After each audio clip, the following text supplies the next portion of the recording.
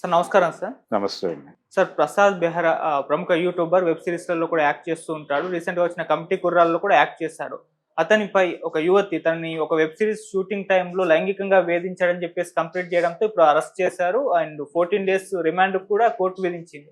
So ఈ మధ్య కాలంలో మనం ఇటువంటివి కామన్‌గా చూస్తూ వస్తున్నాం సార్. ఆర్టిస్టులు లైంగిక వేధింపులు చేయడం, అరెస్ట్ అవ్వడం, జైలుకి వెళ్ళడం ఇవన్నీ కూడా నడుస్తూ వస్తున్నాయి. సో ఇప్పుడు ఈ కేసుకు సంబంధించి ఏం జరిగింది? మరి మీరు వీటిపైన మీరేం చెప్తారు సార్? అంటే ఇది ఇంటర్నల్ మ్యాటర్ అండి. హ్మ్. వాళ్ళిద్దరి మధ్య ఏం జరిగింది అనేది వారు చెప్తే తప్ప ప్రపంచానికి తెలియదు కదా. ఓహ్! ఆ అమ్మాయి కంప్లైంట్ చేసింది. ఆ కంప్లైంట్‌లో ఒకటి లైంగిక వేధింపులు కొనసాగుతున్నాయి నా మీద అనేది చెప్పింది. హ్మ్. అది నిజమా కాదా అనేది విచారణ దర్యాప్తులో తేలాలి. ఓకే. ఒకటి ఇక్కడ ప్రధానంగా చూడాల్సింది ఏంటంటే ఈ షూటింగు ఈ టైంలో కొంచెం ఇంటిమేట్‌గా ఉంటారు. హ్మ్. ఈ ఉన్నటువంటి సందర్భంలో కూడా అతను మిస్‌బిహేవ్ చేశాడు అనేది ఆవిడ కంప్లెయింట్‌లో ఇంకొక ప్రధానమైనటువంటి భాగం. హ్మ్. వాళ్ళిద్దరూ కలిసి నటించే సందర్భంలో అతను తన ప్రైవేట్ పార్ట్స్ మీద ఆయన ఏదో ఆ ఏరియాలో టచ్ చేశాడు అనేది ఒక మాట కూడా ఆ కంప్లెయింట్‌లో ఉంది. అవును. ఆ తర్వాత అది గ్రాంటెడ్‌గా తీసేసుకుని తనని లైంగికంగా వేధిస్తున్నాడు అనేది ఆవిడ కంప్లెయింటు.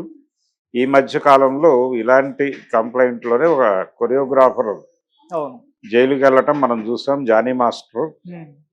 ఇప్పుడు దాదాపు అలాంటి కంప్లెయింట్‌తోనే ఇతను ఈ యూట్యూబర్ ఈ ప్రసాద్ బెహ్రా అనేటువంటి కుర్రాడు కూడా ఇప్పుడు జైలుకెళ్తున్నాడు. అంటే ఒక గ్రాంటెడ్‌గా తీసేసుకుని మాట్లాడటం, గ్రాంటెడ్‌గా తీసుకుని బిహేవ్ చేయటం అనేది ఏ రకంగా చూసినా ప్రమాదకరమే. అంటే అవతల వాళ్ళ పర్సనల్ ఏరియాలోకి వెళ్ళిపోయి నిర్ణయాలు తీసుకోవటం అనేది వీళ్ళు అన్‌కాన్షియస్‌గానే చేసేస్తారు. ఇది ఒక దశలో వాళ్ళు కూడా పెద్దగా అబ్జెక్ట్ చెయ్యరు. కానీ ఎక్కడో చోట వాళ్ళకి ఆ ఫీలింగ్ వస్తుంది. తమ ప్రైవసీ దెబ్బతింటోంది. తమ ఏరియాకొచ్చి అవతల వాడు ఎవడో దాష్టీకం చేస్తున్నాడు అనేటువంటి ఒక అభిప్రాయం కలిగినప్పుడు హ్మ్. ఈ బరస్ట్ అవ్వడం జరుగుతుంది. ఓకే. ఇప్పుడు చాలా మంది అంటే అప్పుడు గతంలో 'జానీ మాస్టర్' ఎపిసోడ్‌లో కూడా ఈ చర్చ వచ్చింది. హ్మ్. అంటే ఇంతకాలం బానే ఉండి ఇప్పుడు పెట్టడం ఏమిటి కేసు అని. ఇందులో కూడా అలాంటి ఆ రోజునే మాట్లాడి ఉండొచ్చు కదా. అంటే తోటకూర నాడే చెప్పకపోతివే అని ఒక పాత సామెత ఉంది మనకి. అవును. అలా ఈ అమ్మాయి రాసినటువంటి కంప్లైంట్‌లో ఆ మొదటి వాక్యమే అతను షూటింగ్‌లో మిస్‌బిహేవ్ చేశాడు అని ఉంది. ఆ రోజునే కేసు పెట్టేసుంటే ఇక్కడ దాకా వచ్చేది కాదు కదా లైంగిక వేధింపుల దాకా అనే ఆర్గ్యుమెంట్ కూడా పెడతారు కొంతమంది. కానీ అవును. ఇక్కడ ఆలోచించాల్సింది ఏంటంటే ఒక డెసిషన్ తీసుకోవటానికి కొంత టైం పడుతుంది. ఆ టైం ఖచ్చితంగా తీసుకుంటారు ఎవరైనా. ఈలోపు వీళ్ళు చెలరేగుతారు. గ్రాంటెడ్‌గా తీసుకుని చెలరేగుతారు. ఈ చెలరేగుతున్నటువంటి క్రమంలో ఈ ప్రెజరు తట్టుకోలేని కండిషన్‌కి వాళ్ళు చేరుకున్న రోజున రియాక్షన్ ఇలా ఉంటుంది. ఓకే. సో, ఇప్పుడు కంప్లెయింట్ లాంచ్ అయిపోయింది కాబట్టి డెఫినెట్‌గా అతన్ని ఆల్రెడీ అరెస్ట్ చేశారు. రిమాండ్‌కి పంపించేశారు. హ్మ్. ఆయన బెయిల్ తీసుకుని బయటకొస్తాడు. రేపు కేసు ట్రయల్ జరిగినప్పుడు మళ్ళీ ఆయన కంటెస్ట్ చేస్తాడు కాబట్టి విట్నెస్‌ని ప్రొవైడ్ చేసుకోవాలి. ఆవిడ కూడా ప్రొవైడ్ చేయాలి. ఓకే. అంటే ఆవిడ కూడా తనకి ఎక్కడెక్కడ ఎలా జరిగింది దానికి సంబంధించినటువంటి మినిమమ్ కొంత ఫోన్ కాల్ రికార్డ్స్ ఏవో ఒక ఉండాలి. హ్మ్. అంటే తను ఫ్రీక్వెంట్‌గా ఆడ్ టైమ్స్‌లో ఫోన్ చేస్తున్నాడా? ఎలా జరుగుతోంది? అంటే వీళ్ళిద్దరి మధ్య అతని హెరాస్మెంట్ గురించి ఈవిడ ఎవరి దగ్గరైనా మాట్లాడారా? ఆ మాట్లాడిన వాళ్ళు ఎవరైనా ఈవిడని ప్రొటెక్ట్ చేస్తూ వచ్చి మాట్లాడతారా కోర్టులో? ఇవన్నీ ఉంటాయి. సో, ఈ రకమైనటువంటి సాక్ష్యాధారాలు వారు ఇటువంటిదేం చేయలేదని అతను వీళ్ళందరూ కూడా కోర్టులో ఎవరి ఎవిడెన్సెస్ వాళ్ళు ప్రొడ్యూస్ చేసిన తర్వాత హ్మ్. కోర్టు ఒక డెసిషన్ తీసుకుని అతనికి శిక్ష వేయాలా వద్దా అనేది నిర్ణయం తీసుకుంటుంది. అంతిమ తీర్పు రోజు జరిగేటువంటి కార్యక్రమం అది. ఈలోపు అతను ఆల్రెడీ ఇప్పుడు అప్కమింగ్ ఆర్టిస్ట్ అతని సినిమాలకు సంబంధించి 'కమిటీ కుర్రాళ్ళలో' అతనికి భారీ పేరు వచ్చింది. యూట్యూబర్‌గా అతనికి ఒక ఇమేజ్ ఉంది. అలాగే ఇతర కార్యక్రమాలు కూడా చేస్తాడు అతను. అవును. షార్ట్ ఫిల్మ్స్ ఈ కార్యక్రమాలు కూడా ఉన్నాయి. హ్మ్. చాలామంది ఇది యూట్యూబ్ అనేది అంటే సోషల్ మీడియా ప్లాట్ఫామ్ ద్వారా ఒక ఫ్యాన్ బేస్ని క్రియేట్ చేసుకుని, ఈ ఫ్యాన్ బేస్ అంటే నోన్ ఫేస్ అనేది ఎస్టాబ్లిష్ చేసుకుని, ఈ నోన్ ఫేస్ అనేటువంటి ఒక ప్రాతిపదిక మీద ఇండస్ట్రీలో ఎంట్రీ పాస్ తీసుకుంటున్నారు.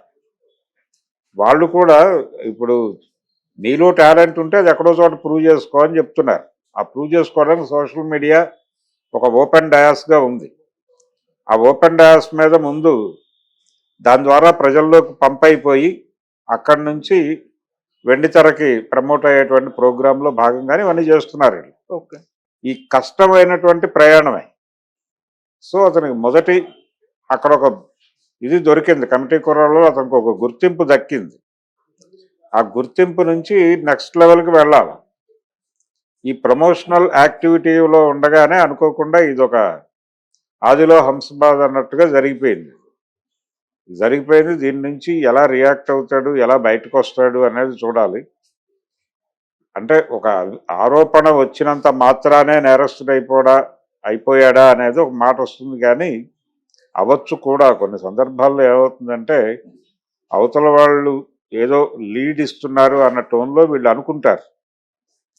అనుకుని ఒక అడుగు ముందుకేసి చొరవ తీసుకునేటువంటి ప్రయత్నం చేస్తారు. సినిమా పరిశ్రమలో కూడా ఇలాంటివి అనేకం ఉన్నాయి, ఓకే, చరిత్రల నుంచి ఉన్నాయి. ఇలా సెట్లో మిస్బిహేవ్ చేయటం ఇప్పట్లా కేసులు పెట్టలేదు, కానీ ఇలాంటివి జరిగిన సందర్భాలు అనేకం ఉన్నాయి. ఇలాంటి ఆరోపణలు కూడా చాలామంది పెద్ద హీరోల మీద కూడా ఉన్నాయి. అయితే అవి అక్కడికక్కడ మాట్లాడి బాధపడి వేరే వాళ్ళ దగ్గర బయటకి ఓపెన్గా మాట్లాడకుండా రహస్యంగా మాట్లాడుకుని అలా సమసిపోయేవి. ఇప్పుడు కొంచెం అవకాశం ఉంది కాబట్టి ఒక అడుగు ముందుకేసి కేసులు పెడుతున్నారు. సో ప్రసాద్ బెహ్రా భవిష్యత్ ఏంటనేది కోర్టు చేతుల్లో ఉంది. ఈ కష్టమైనటువంటి ప్రయాణమే. సో అతనికి మొదటి అక్కడ ఒక ఇది దొరికింది, కమిటీ కుర్రాల్లో అతనికి ఒక గుర్తింపు దక్కింది. ఆ గుర్తింపు నుంచి నెక్స్ట్ లెవెల్కి వెళ్ళాలి. ఈ ప్రమోషనల్ యాక్టివిటీలో ఉండగానే అనుకోకుండా ఇదొక ఆదిలో హంసబాద్ అన్నట్టుగా జరిగిపోయింది. దీని నుంచి ఎలా రియాక్ట్ అవుతాడు, ఎలా బయటకు వస్తాడు అనేది చూడాలి. అంటే ఒక ఆరోపణ వచ్చినంత మాత్రానే నేరస్తుడు అయిపోయాడా అనేది ఒక మాట వస్తుంది, కానీ అవ్వచ్చు కూడా. కొన్ని సందర్భాల్లో ఏమవుతుందంటే